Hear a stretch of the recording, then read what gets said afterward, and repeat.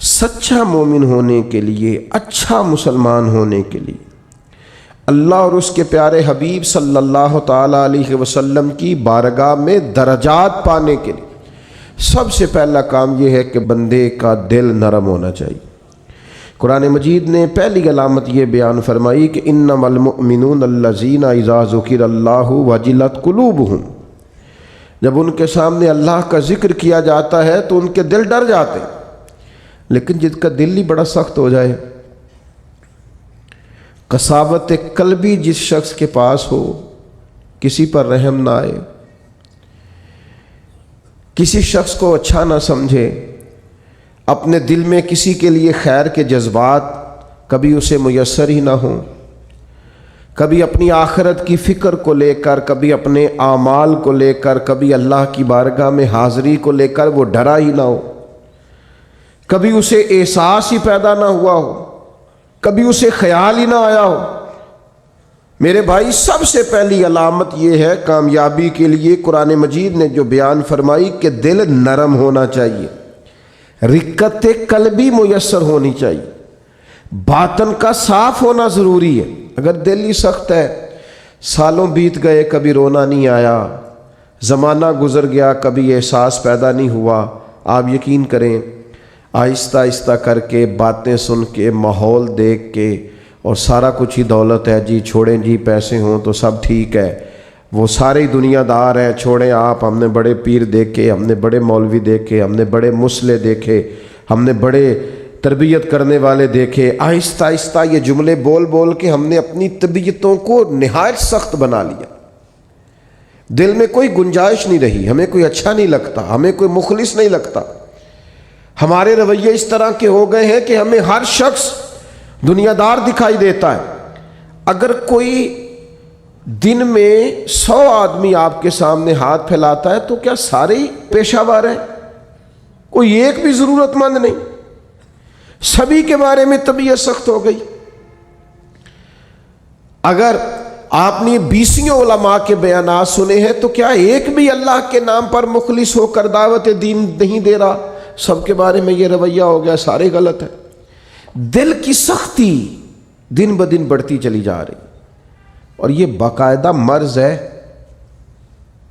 کچھ بیماریاں باقاعدہ بیماریاں نہیں ہوتی، وہ ویسے تھوڑی بہت بد پرہیزی سے انسان کے وجود میں آتی ہیں کچھ دیر کے لیے، پھر وہ کچھ دیر کے لیے چلی جاتی ہیں۔ آپ کو ڈائریا ہو گیا، آپ کو ہیضہ ہو گیا، تھوڑی دیر کے لیے زکام ہو گیا، تو یہ کوئی باقاعدہ مرض نہیں ہے، یہ موسم کے اوپر نیچے ہونے سے ہو گیا۔ لیکن خدا نہ کرے کسی کو کوئی ایسا مرض ہو جائے جو باقاعدہ مرض ہے، جو جاتا نہیں۔ کچھ بیماریاں باقاعدہ بیماریاں ہوتی، ان کو بیماری سمجھنا چاہیے۔ دل کا سخت ہونا، رویے کا تلخ ہونا، کسی پہ رحم نہ کھانا، کسی سے پیار نہ کرنا، کسی جگہ بھی انسان کا اخلاص نہ پانا، یہ دل کی باقاعدہ بیماری ہے۔ حضرت ذوالنون مصری رحمۃ اللہ علیہ کا ایک قول مجھے بڑا پسند آیا، میں پڑھ رہا تھا۔ حضرت ذوالنون مصری رحمۃ اللہ علیہ فرماتے ہیں کہ جسم کی بیماریوں کا پتہ درد سے چلتا ہے۔ وجود میں درد ہوتا ہے، تکلیف ہوتی ہے تو محسوس ہوتا ہے کہ انسان بیمار ہے، اور فرماتے ہیں اگر دل میں بیماریاں ہونا اس کا پتہ گناہوں سے چلتا ہے، معاذ اللہ۔ جب گناہ پر گناہ ہو اور انسان کو احساس نہ ہو تو باقاعدہ دل بیمار ہو گیا۔ اب اس کو احساس ہی پیدا نہیں ہوتا، اچھی بھلی اس کے سامنے آنکھ کھلی ہے، اس کی فجر کی اذان اس کے سامنے ہوئی ہے، لیکن یہ بالکل لیٹا ہے، بہت سخت بیمار ہو گیا دل۔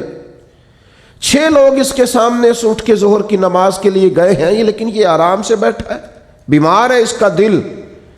اس کے سامنے رو کے کسی نے اپنی ببتا سنائی ہے کہ مجبور ہوں، تکلیف میں ہوں، تنگ دست ہوں، لیکن اس کی بھری ہوئی تجوری ہے۔ اس نے کہا میرے پاس روز بڑے ہی لوگ آتے ہیں، مجھے پتہ ہے کتنے ضرورت مند ہیں، تو دل سخت ہو گیا۔ یہ بیماری ہے۔ اقبال کہتے ہیں دل بیدار پیدا کر کہ دل خوابیدہ ہے جب تک، نہ تیری ضرب ہے کاری نہ میری ضرب ہے کاری۔ اور ایک درویش نے کہا تھا زندگی زندہ دلی کا نام ہے، مردہ دل کیا خاک جیا کرتے ہیں؟ جن کے دل مردہ ہو گئے وہ کیسے جئیں؟ اندر ان کا بالکل مر گیا۔ باطن مردہ ہے، کسی چیز کا کوئی اثر نہیں، نہ کسی کلام کا، نہ کسی نعت کا، نہ کسی واعظ کا، نہ کسی تقریر کا، نہ کسی کے رونے کا، نہ کسی کے تڑپنے کا، کسی چیز کا کوئی اثر نہیں۔ تو معنی یہ ہے کہ باطن اجڑ گیا، اندر بھی۔ اور یہ کیسے بیماری ہوتی ہے؟ سنیں، ایک تو زیادہ ہنسنے سے دل مردہ ہو جاتا ہے، زیادہ باتیں کرنے سے اور بیکار باتیں کرنے سے دل مردہ ہو جاتا ہے۔ صوفیاء نے لکھا ہے جن لوگوں کے مزاج میں تنقید ہوتی ہے ان کا دل مردہ ہو جاتا ہے، طبیعت ہی ہر وقت نقص تلاش کرتی ہے، مردہ ہو جاتے ہیں۔ اور ایک بڑی سخت بات ہمارے بزرگوں نے لکھی ہے، فرماتے ہیں جو دین کے نام کو لیں، دین کے کام کا دعویٰ کریں پر اس سے دنیا اکٹھی کریں، ان کا دل مردہ ہو جاتا ہے، باطن اجڑ جاتا ہے پورے طور پر۔ یاد رکھیے گا اور سمجھ لیجئے گا کہ دل کی سختی ایک باقاعدہ مرض ہے، اور صحابہ کرام علیہم رضوان اس مرض کے علاج کے لیے حضور کی بارگاہ میں باقاعدہ حاضری دیتے تھے۔ ایک شخص نے عرض کی یا رسول اللہ دل بڑا سخت ہو گیا ہے، کریم کرم فرمائیں، مہربانی کریں۔ تو اللہ کے حبیب علیہ الصلوۃ والسلام نے فرمایا تو اس طرح کر، کوئی یتیم ملے نا جس کے سر سے باپ کا سایہ اٹھ گیا ہو، جس نے گویا اپنا بچپن بغیر والد کے گزارنا شروع کیا ہو، اس یتیم کے سر پہ تو ہاتھ پھیرا کر، اللہ تعالیٰ تیرے دل کو نرمی عطا کرے گا۔ یہ پہلا نسخہ حضور نے ایک شخص کو دیا۔ آج بھی اس نسخے پہ عمل کریں، کبھی یتیموں سے ملیں۔ ہمارے ادارے میں نا کچھ بچے ایسے ہیں جن کے والد نہیں ہیں، ان میں سے سارے لوگ غریب نہیں ہیں، چند بہت غریب بھی ہیں، اور کچھ بچے ایسے ہیں جو گھر میں گنجائش رکھتے ہیں، لیکن آپ یقین کریں کہ وہ جن کے والد سر سے چلے گئے ہیں، اگرچہ دولت بھی ڈھیر ساری گھر میں ہے، گنجائش ہے، لیکن باپ کا چلے جانا ایک باقاعدہ مسئلہ ہے، ایک باقاعدہ کمی ہے زندگی کی۔ میرے بچے جوان ہو گئے ہیں، میرے بچوں کے قد مجھ سے کچھ بڑھنے لگے ہیں، لیکن 25-26 سال کا زمانہ بیت گیا ہے ابا جی کو دنیا سے گئے ہوئے۔ ابھی بھی کسی کو اپنے بیٹے کو گلے لگاتے ہوئے دیکھتا ہوں تو رو پڑتا ہوں۔ وہ درد ہے کہ وہ جاتا ہی نہیں، وہ کسک ہے کہ وہ ختم ہی نہیں ہوتی، وہ کمی ہے کہ وہ پورا ہونے کا نام ہی نہیں لیتی۔ اور کبھی کبھی یاد کرتا ہوں والدین کو تو اقبال کا لہجہ مستعار لے کے کہتا ہوں کہ میں تیری خدمت کے قابل جب ہوا تو چل بسی۔ وہ کہتے ہیں نا ابھی تو ٹائم آیا تھا کچھ دیکھنے کا، اور یہ کہ کچھ دیکھا نہیں۔ تو یتیم کے سر پر ہاتھ پھیرنے سے دل نرم ہوتا ہے، ان پر شفقت بڑھا دی جائے، کسی کو موقع میسر آئے تو ان سے پیار بڑھا دیا جائے، اس سے دل نرم ہوتا ہے۔ دوسرا، ایک شخص نے عرض کی یا رسول اللہ صلی اللہ تعالی علیہ وسلم دل سخت ہو گیا ہے۔ تو اللہ کے حبیب علیہ السلام نے اسے علاج بتایا، فرمایا موت کو کثرت سے یاد کیا کر، دل نرم ہو جائے گا۔ 1 منٹ کے لیے سوچا کر کہ مسجد میں اعلان ہوگا کہ تیرا انتقال ہو گیا، 1 منٹ کے لیے سوچیں کہ وقت آ گیا جانے کا، آ گئے لوگ جمع ہو گئے، تیاری ہو گئی، اور پھر یہ کہ کونوں میں اور نکروں میں کھڑے ہو کے مشورے ہونے لگے کہ جنازے کا ٹائم کیا رکھنا ہے، اور پھر یہ کہ تصور میں اس بات کو لانا کہ سبھی موجود تھے اور سب کے سامنے قبر بنائی گئی اور قبر میں رکھا گیا اور قبر کو بند کیا گیا۔ یہ وہ تصور ہے جو دل کو نرم کرتا ہے۔ یعنی وہ اورنگزیب عالمگیر نے دنیا سے جاتے ہوئے کہا تھا کہ میرے دونوں ہاتھ کفن سے باہر نکالنا، لوگوں کو پتا چلے اتنا بڑا فرما روا دنیا سے جا رہا ہے اور خالی ہاتھ جا رہا ہے، کچھ لے کر کے ساتھ نہیں جانا، کچھ بھی۔ یہ تصور جب انسان پکا کرتا ہے نا کہ میں نے جانا ہے، دل نرم ہو جاتا ہے. لیکن یہاں جانے کا ارادہ کس کا ہے؟ کوئی پروگرام نہیں. جن کی عمریں بہت بڑی بھی ہو گئی ہیں وہ بھی بیماریوں کو سندیسے تو نہیں سمجھتے، وہ بھی کہتے ہیں بس وہ فلاں بد پرہیزی سے مسئلہ ہو گیا. یہ تو سندیسے ہیں، یہ تو پیغامات ہیں، یہ تو لوٹ جانے کے بہانے. جاگنا ہے جاگ لے افلاک کے سائے تلے، پھر حشر تک سوتا رہے گا خاک کے سائے تلے. مرنا ہے، چھوڑنی ہے دنیا، جانا ہے، کسی وقت بھی پیغام اجل آئے گا. اور جن کو مر جانا ہو وہ اس طرح نہیں جیا کرتے، وہ مرنے کے بعد کے لیے بھی کچھ تیاری کر کے رکھتے ہیں. کتنی لمبی زندگی، مثلا کتنی، آج تو جو 100 سال کا ہو جائے وہ لوگوں کو عجیب لگتا ہے. کہتے ہیں جی ماشاءاللہ 100 سال عمر. اچھا جی واقعی؟ یہ تو بڑی بریکنگ نیوز بن جاتی ہے. کتنا کچھ جینا ہے. موت کا تذکرہ دل نرم کرتا ہے. تیسری بات، نبی کریم صلی اللہ تعالیٰ علیہ وسلم سے عرض کیا گیا حضور دل سخت ہو گیا ہے، تو اللہ کے محبوب علیہ السلام نے فرمایا قرآن مجید کی تلاوت کیا کریں، اللہ دل کو نرمی عطا کر دے گا. یہ قرآن مجید نا یہ شفا ہے. وَنُنَزِّلُ مِنَ الْقُرْآنِ مَا هُوَ شِفَاءٌ وَرَحْمَةٌ لِّلْمُؤْمِنِينَ. یہ قرآن مجید شفا ہے مومنوں کے لیے. اور ایک مقام پہ فرمایا شِفَاءٌ لِّمَا فِي الصُّدُورِ، یہ دلوں کے لیے شفا ہے. آپ جب قرآن مجید پڑھیں گے، تلاوت کریں گے تو دل پاک ہوگا، صاف ہوگا.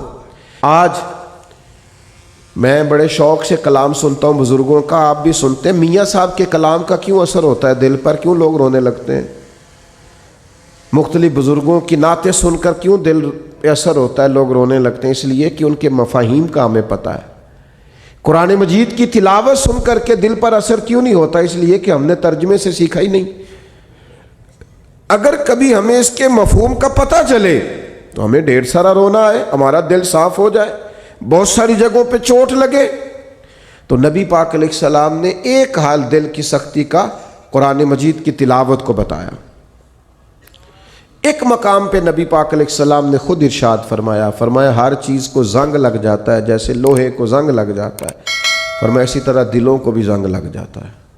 دل بھی زنگ آلود ہو جاتے ہیں، دلوں کو زنگ لگ جاتا ہے. اور زنگ، یہ غور کریں، یہ دل کا زنگ نا تھوڑا غور کریں تو پتہ ویسے چل جاتا ہے لگا ہوا ہے آج کل کے نہیں. کوئی چیز باہر پڑی رہے نا تو وہ اس کو زنگ لگ جاتا ہے. کہتے ہیں یہ بارش میں پڑی رہی، دیکھا نہیں، زنگ آلود. یہ دل بھی ایسے ہی پڑا رہے نا، کبھی ذکر نہ کرے، کبھی درود و سلام نہ پڑھے، کبھی تلاوت قرآن مجید نہ کرے، کبھی رات کو اٹھ کے روئے نہ، تو اس کو بھی زنگ لگ جاتا ہے. تو حضور نے فرمایا ہر چیز کا زنگ اتارنے کا آلہ ہوتا ہے. کیا کہتے ہیں؟ ہمارے لوہے کو زنگ لگ جائے تو کس چیز سے اتارتے ہیں؟ ریگ مارتے ہیں. حضور نے فرمایا ہر چیز کا زنگ اتارنے کا آلہ ہوتا ہے. جب دل کو زنگ لگ جائے تو اللہ کا ذکر کرو، دلوں کا زنگ اتر جائے گا. اللہ کی یاد کرو، تسبیح پڑھو، اللہ کی حمد کرو، اللہ کی تکبیر بیان کرو. یہ جو صوفیاء ذکر کراتے تھے نا، بار بار ضربیں لگتی تھی تو اس سے دل کا زنگ ہی تو اترتا تھا. اور ایک بات تمام صوفیاء نے لکھی ہے، وہ کہتے ہیں صحبت صالح سے بھی زنگ اترتا ہے. اچھے لوگوں کے پاس بیٹھیں تو دلوں کا زنگ اترتا ہے، اور برے لوگوں کے پاس بیٹھیں تو دلوں پہ زنگ چڑھتا ہے. آپ برے لوگوں کی صحبت میں بیٹھیں، معاذ اللہ جو دنیا دار ہیں جو آپ کو کہیں گے چھوڑو یار تم کس چکر میں پڑ گئے، دنیا بڑی میٹھی ہے اور یہیں دنیا میں ہی سارے ذائقے ہیں. آپ ایسے لوگوں کی طرف جائیں تو آپ محسوس کریں گے دل زنگ آلود ہو گیا. چنگیاں دے لڑ لگی ساں میری چولی چ پھل پئے، پیڑیاں نال میں رل گئی تے میرے اگلے بھی ڈل گئے. تو یہ بری صحبت جو ہوتی ہے یہ نقصان دیتی ہے. تو یہ کچھ علاج ہے، یہ کریں، اس سے دل کا زنگ دور ہوگا. یہ واہ واہ سے بھی زنگ چڑھتا ہے. میرے جیسے لوگوں کی تعریفیں ہوتی ہیں نا، اور یہ بہت بڑی مصیبت ہے، اس سے بھی زنگ چڑھتا ہے.